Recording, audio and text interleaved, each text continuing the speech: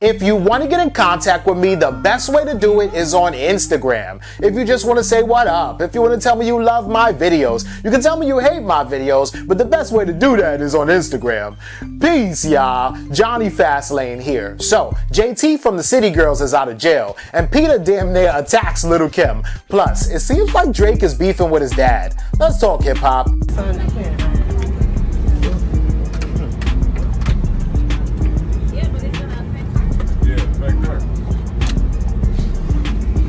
Alright, yo, this is fire, right? And alright, so Young Miami said it, right? And for y'all that don't know, the City Girls is, you know, two girls, right? Young Miami, who y'all know and been seeing running around here all damn day. And then, of course, JT, right? But JT was locked up when the City Girls, like, kind of really blew up, right? So the whole thing is that the first song that I kind of heard with the City Girls on it was In My Feelings with Drake. With two bad bitches and they kissing in the rape, kissing in the rape. That was Young Miami. Oh, no, that was... Well, no, that was JT, and then Young Miami says something else, right? But anyway, the whole thing is that Young Miami's been telling us this for a while now. She's like, yo, JT's getting home early. She coming home early. Wait till my sister get home. Wait till my sis get home. She coming home early, right? And she told us like a month ago that JT was supposed to get out of prison probably in about 2 weeks. But then, you know, 2 weeks came and went and it didn't happen, right? So the whole thing is that she was locked up for credit card fraud. She got locked up probably about a year and a half ago, on the same day actually that In My Feelings dropped with Drake, and you know, they were both in the video, and then she turned herself in. The judge actually let her be in the video real quick, right? But the whole situation is she wasn't scheduled to get out of jail until January 2020, which, you know, strangely enough is the same time that 6ix9ine is supposed to get out of jail, right? But 6ix9ine is getting out of jail before that, but I'm just saying, right? But the whole situation is, right, that I guess she came home early because of good behavior, which is so dope, right? So I think that she probably had like some chains made while she was in there, because you know she's getting money, because you know Young Miami's out here holding it down for JT and the money is still going 50-50, right? So of course she's getting half of the money, and so of course she got money to buy some chains, right? So she came out, she got all these chains on, right? First day out of jail, and then she hits the studio, right? And records a freestyle called First Day Out, and it's fire, right? It was really not a freestyle, it's a song, right? And of course she got that from T Grizzly, and in there, she's just talking about how she went into jail the same day In My Feelings dropped, and that she was in her feelings when she was sitting in a cell. She addressed a lot of rumors and stuff, like between the blogs and everything like that. There was one rumor saying that she was pregnant by a CO. She was like, how could I ever be pregnant by a CO? I don't fuck with cops, you know what I'm saying? She was representing for Dade County. She was representing for Miami. And she was just basically like, yo, I'm happy to be out here. I'm never going back. And I'm about to shit on you hoes, right? She was like, I was in there, niggas was waiting on me like I was a virgin, and now I'm out. I'm about to pop this cherry. I'm about to pop this pussy is what she said. You know what I'm saying? But it's cool, it's dope, I think it's fire. Now we're gonna see her and Young Miami in the videos with Cardi B, or in the you know, the interviews with Young Miami, or in, you know, on the award shows and at the performances and everything. So this will be dope, right? And what I was thinking about was, you know, how come like Young Miami wasn't XXL freshman 2019? But I actually think that she probably turned it down because she wanted, you know, the City Girls to be XXL freshmen as a group. So, you know, the City Girls might be XXL freshmen 2020, but in that case, they're not really freshmen. They would have been around for like 2 years, but you know, they always have one artist or act that has been around for mad long, and then they put them on XXL anyway. Like Lil Pump was XXL 2019, and that was weird because he had been out since like 2016 or 2017. But whatever, you know, that's what XXL does sometimes. But yo, this is dope, man. Let me know what y'all think about this in the comments. Animals get electrocuted! Vaginally electrocuted! Lil Kim, stop wearing fur! Stop wearing fur! Stop wearing fur! Stop wearing fur! Stop wearing fur! Shame on you! Shame on you! Black on the voice! Lil Kim, shame on you for wearing fur! Stop wearing fur! I bet you!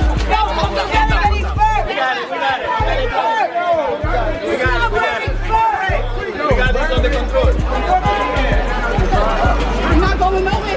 Step back. Stop wearing fur! Shame on you! you for wearing fur! Leave the animals alone! They get anally electrocuted! Stop wearing fur! Have a heart! Show some compassion! Listening to these animals scream!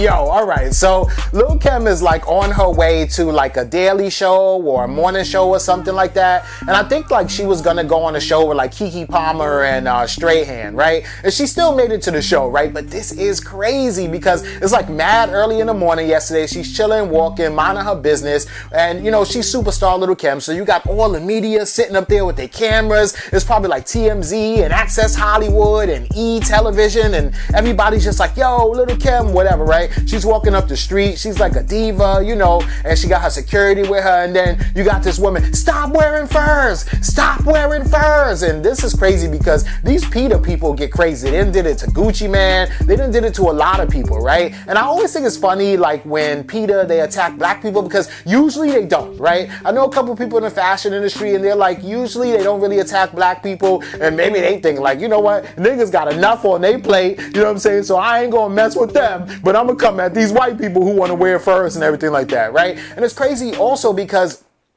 Peta, they don't seem to have a problem with people wearing like leather jackets or anything like that. It's really just the furs they care about, which is also strange, right? Because there's a million leather stores, especially here in New York, right? And Peta don't never come by, right? But anyway, I don't know. I don't get it, right? But anyway, so she's like, stop wearing furs. And you see like a lady is like ripping her little poster or whatever like that. You know, her security, Lil Kim security is like trying to push the girl back or whatever like that. But then the girl, I don't know if she wanted to get knocked out, arrested, beat up, dragged for, you know, her furs, but she was like, stop wearing furs. So she was being like a little aggressive, right? You would think like security pushes you back, you stand to the side, you like, okay, I already put my point out, I'm cool, right? But she was coming at Lil Kim, and Lil Kim was like, back up, right? Lil Kim started going like this, back up, right? Which was crazy because it's like, yo, Lil Kim is still a chick from Brooklyn, yo. And no matter how much of a millionaire you are, a few times over, no matter how much of a celebrity you are, yo, I'm gonna square up with you, right?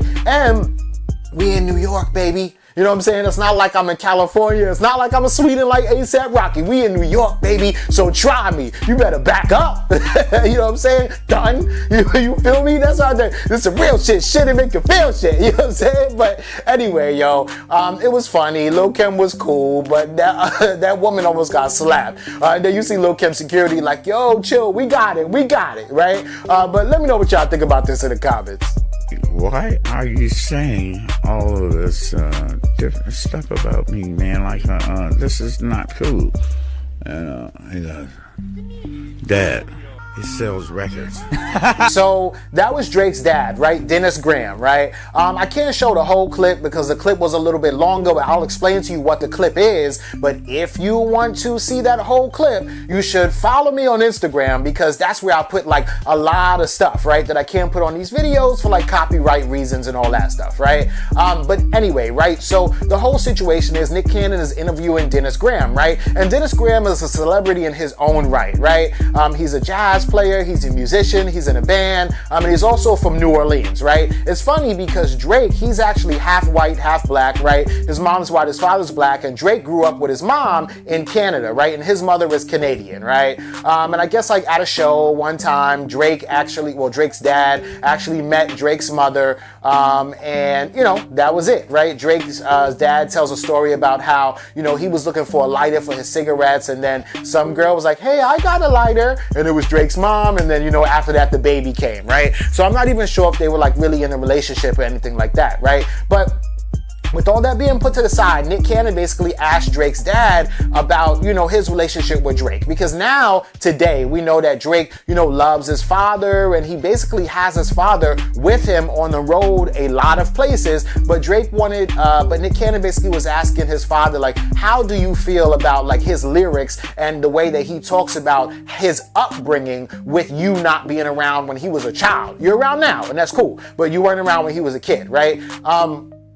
And then Drake's father, you know, instead of answering it like on some real, like regular, humble type of time, whatever like that, he goes, nah, everything that Drake is talking about in the songs is all cap. Like, yeah, yo, I talk to Drake almost every day, if not every other day, right? He says, I talk to Drake every day or at least every other day, right? Nobody's talking about what's going on right now. We're talking about what happened with you guys in the past, right? And even if in the past you used to talk to Drake every other day, you know, you're still not there physically. You are all the way in New Orleans. This fool is in Toronto, right? He needs a father who's going to physically be there, right? But anyway, so, you know, basically he says that Drake is doing all this for music and that he's just talking about how he had a bad upbringing or that his father wasn't around to sell records, right? And I don't really see Drake doing that, right? So Drake tells a lot in his songs, he's like, yeah, my pops wasn't there, boo-hoo, sad story, American dad story, right? He never says that he didn't know his pops, right? So there's levels to this shit, right? Some people don't know their father at all whatsoever, and if they walk past him on the street, they wouldn't even say hi because they don't know what their father looks like or anything, right? Like literally, they don't know their father. But that wasn't the relationship between Drake and his pops, right? Drake will tell you all the time that he knew who his dad was, but it's just that his dad wasn't around that often. He wouldn't be there for birthdays or anything like that. He was in New Orleans being a player, being, you know, in a band or doing whatever he did, right? And Drake was on Degrassi filming and working in Canada, right? The whole thing is that, yeah, you know, there were some summers that Drake did go to his father's house, you know, for the whole summer and chill there, you know, when he was a kid, right? And that's how they built their bond. But still, if you're not living with this man, or if you're not with them for the majority of your year, or, you know, through pivotal points in your life, then of course things are going to be different. Right now, when Drake became a grown man, became a celebrity in his own right, was able to travel around, of course it's easier to see your father. Of course there's more money. Of course there's more access. I mean, Drake has his own damn jet now, right? So if anything, he could send for his pops, but it wasn't always like that when niggas was broke, right? So anyway, Drake releases a statement after seeing that interview with Nick Cannon, right? And basically, Drake says, I woke up this morning, I woke up today hurt, man. My father will say anything to anyone who is willing to listen to him. It's sad when family gets like this because what can you really do? That's the people you're stuck with. Every bar I ever spit was the truth, and the truth is hard for some people to accept, right? And I kind of side with Drake on this one, man. Like, it would be better for Dennis Graham to just kind of be like, listen, I was an adult. I was doing my own thing. I wasn't really in a relationship with his mom anyway. It was just like a little one-night stand kind of thing.